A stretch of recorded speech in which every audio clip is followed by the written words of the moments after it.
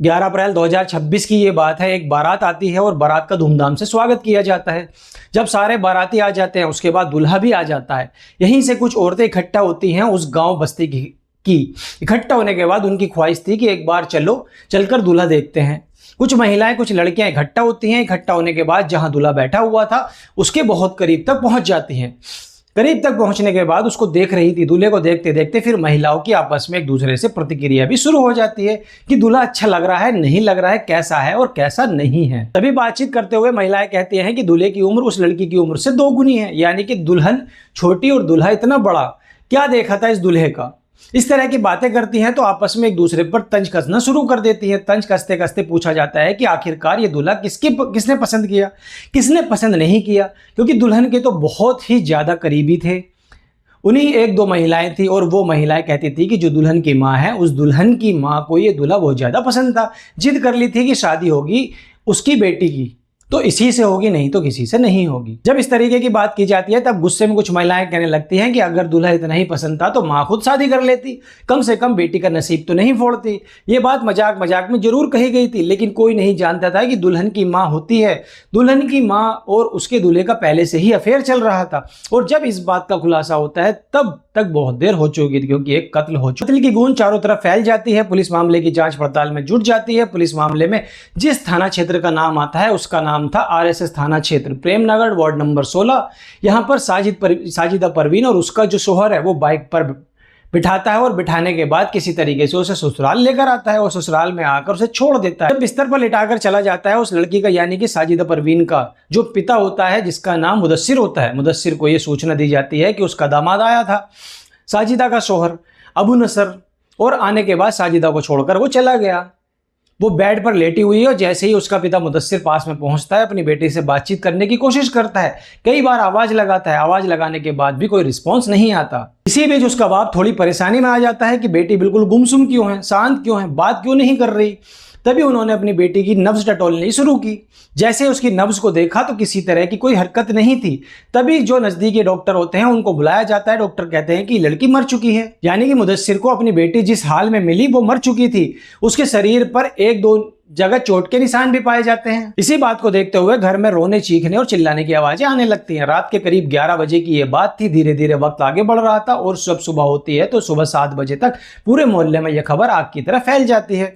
लोग फिर आपस में चर्चा शुरू कर देते हैं, बातचीत करना शुरू कर देते हैं और हर किसी की जुबान पर एक ही बात थी, यार ये लड़की इतनी छोटी उम्र की थी, इसकी इतनी कम उम्र में शादी करनी चाहिए थी या नहीं। महज 16 साल की लड़की की शादी लगभग 35 साल के लड़के के साथ कर दी जाती है। लगभग 2 गुनी उम्र का फर्क था। ऐसी क्या जल्दी आ गई थी कि माँ बाप को उन्होंने इतनी जल्दी इसकी शादी कर दी। जब मुदस्सिर के पास लोग पहुंचते हैं तो मुदस्सिर भी अपना सिर पकड़कर बैठ जाता है, रोने लगता है। अपनी बेटी को बार बार याद कर रहा था, क्योंकि बेटी नहीं चाहती थी कि उसकी शादी हो, लेकिन माँ चाहती थी कि शादी हो। मुदस्सिर ने फिर इसके बारे में लोगों से जानने की कोशिश की। मीडिया वाले भी वहां तक पहुंच जाते हैं। दरअसल मुदस्सिर की पत्नी का नाम होता है शाइस्ता परवीन, जिसकी उम्र लगभग 42 साल के आसपास होती है और मुदस्सिर की उम्र लगभग 45 साल के आसपास होती है। उनके घर में एक व्यक्ति का बहुत आना जाना होता है जिसका नाम होता है अबू नसर, जिसकी उम्र लगभग 35 साल के आसपास होती है। 4 साल से व्यक्ति घर में आता जाता था। जब घर में आता जाता था तब पति को कोई खास जानकारी नहीं थी, लेकिन जब उसकी बीवी होती है शाइस्ता परवीन, उसका इस व्यक्ति अबू नसर के साथ प्रेम प्रसंग चल रहा था। यह भी अररिया थाना क्षेत्र के जामता वार्ड नंबर 13 का निवासी होता है। एक दिन शाइस्ता परवीन अपने प्रेमी अबू नसर से कहती है कि अब लोग तुम पर शक करते हैं। जब तुम घर पर आते हो तो ऐसा लगता है कि लोगों की नजरें बदल चुकी हैं। 4 साल से यहाँ आना जाने का सिलसिला है, या तो तुम घर पर आना बंद कर दो, नहीं तो एक रास्ता है, एक तरकीब, और वो तरकीब ये है कि तुम चाहो तो मेरी बेटी से शादी कर लो। जब बात बेटी की शादी करने की आती है तो अबू नसर खुद सोचने पर मजबूर हो जाता है। वो कहता है कि मेरी उम्र 35 साल है और तुम्हारी बेटी की उम्र 16 साल, ये कैसे हो सकता है। वो कहता है कि तुम इस बात की बिल्कुल भी चिंता मत करो, ये मेरी जिम्मेदारी है शादी कराने।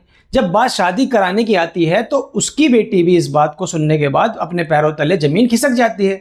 साजिदा परवीन बार बार अपनी माँ से मना करती है कि माँ तुम ऐसा क्यों कर रही हो, क्या बात है, तुम इतनी जिद क्यों पकड़े हुए हो। लेकिन माँ अपनी बेटी की शादी के लिए जिद पकड़ लेती है। घर परिवार में जितने भी सदस्य होते हैं हर किसी को इस माँ की बात मानने के लिए मजबूर होना पड़ता है और इस तारीख तय कर ली जाती है 11 अप्रैल 2026। 11 अप्रैल 2026 की तारीख तय कर ली जाती है, तो अबू नसर बारात लेकर घर आ जाता है। उसका धूमधाम से स्वागत किया जाता है। अभी तक मोहल्ले में जो बहुत चंद लोग जानते थे कि अबू नसर इस घर में अक्सर आता जाता था, लेकिन जब दूल्हा बनकर आता तब लोगों ने आपस में एक दूसरे से बातचीत करना शुरू कर दिया।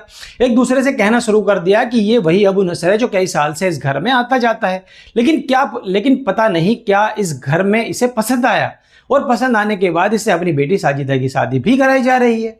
उस दिन शादी हो जाती है धूमधाम से, लेकिन बेटी की कतई मर्जी नहीं थी कि वो शादी करे। शादी होने के बाद फिर दुल्हन विदा होकर अपने घर चली जाती है। 11 अप्रैल 2026 को जब ये लड़की विदा होकर अपने ससुराल जाती है तो सब कुछ उसकी जिंदगी में ठीक ठाक चल रहा था। जब कई दिन बीत जाते हैं तो फिर माँ अपनी बेटी से मिलने के लिए खुद ही उसके ससुराल पहुंच जाती है। जब खुद ससुराल पहुंच जाती है, माँ बेटी आपस में बातचीत कर रही थी। इसी बीच माँ ने कहा है कि मेरे सिर में दर्द हो रहा है, और जाकर वो लेटना चाहती थी। इसी बीच जो उसका शोहर होता है, यानी कि वो साजिदा का शोहर होता है और उस महिला का दामाद, वो आता है। आने के बाद अपनी ही सास से बातचीत करना शुरू कर देता है। दोनों बातचीत कर रहे थे, बेटी को इस बात का कोई एतराज नहीं था। लेकिन अचानक ही जब बेटी कमरे में पहुंचती है तो उसने अपनी माँ और अपने शौहर को आपत्तिजनक स्थिति में देखा। जैसे ही आपत्तिजनक स्थिति में देखा तो बेटी के पैरों तले जमीन खिसक जाती है। वो अपनी माँ को डांटते हुए, फटकारते हुए कहती है, माँ क्या तुम मेरी ही जिंदगी बर्बाद करने के लिए मिली थी? आखिरकार तुमने ऐसा क्यों किया? एक काम करो, तुम घर चली जाओ, घर जाने के बाद आराम से रहो, लेकिन मेरी जिंदगी को बर्बाद मत करो। लेकिन जैसे ही उसकी माँ शाइस्ता ने ये बात सुनी, शाइस्ता साफ साफ कह देती है कि 4 साल पुराना रिश्ता है, शादी सिर्फ इसलिए कराई गई थी ताकि तुम भी यहाँ रह सको और मैं भी यहाँ रह सकूँ। यहाँ इसके पास किसी चीज़ की कोई दिक्कत नहीं है, परेशानी नहीं है।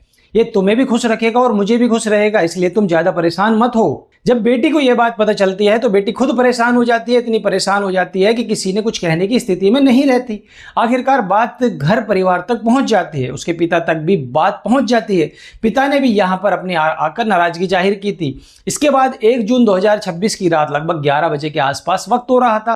आरोप है कि शाइस्ता परवीन और उसके दामाद नहीं बल्कि उसके पुराने प्रेमी और अब शौहर बने अबू नसर ने ऐसा किया कि ये कोई समझ ही नहीं पाया। लेकिन बाद में साजिदा परवीन मृत अवस्था में मिली। इसके बाद कुछ लोग इकट्ठा होकर नज़दीकी पुलिस स्टेशन में जाते हैं, साथ ही मुदस्सिर को भी लेकर जाते हैं। मुदस्सिर के हाथों से एक तहरीर दिलवाई जाती है और तहरीर के माध्यम से ही पता चलता है कि पुलिस ने जो FIR दर्ज की है उसका नंबर 125/2026 था। BNS की धारा 61/2, 103/1 और 238 के तहत यहाँ पर मामला दर्ज कर लिया जाता है। मुदस्सिर ने तहरीर के माध्यम से बताया कि एक व्यक्ति है जो कई सालों से उसके घर पर आता जाता था। उसकी पत्नी से उसके अवैध संबंध थे और उसकी पत्नी ने ही जिद करने के बाद उसकी बेटी की शादी अपने प्रेमी से करा दी। शादी कराने के बाद जिस तरह उसकी जिंदगी को पूरी तरह बर्बाद करने का फैसला लिया गया था और बाद में उसकी बेटी की हत्या कर दी गई है। उसके शरीर पर चोट के अलग अलग निशान भी।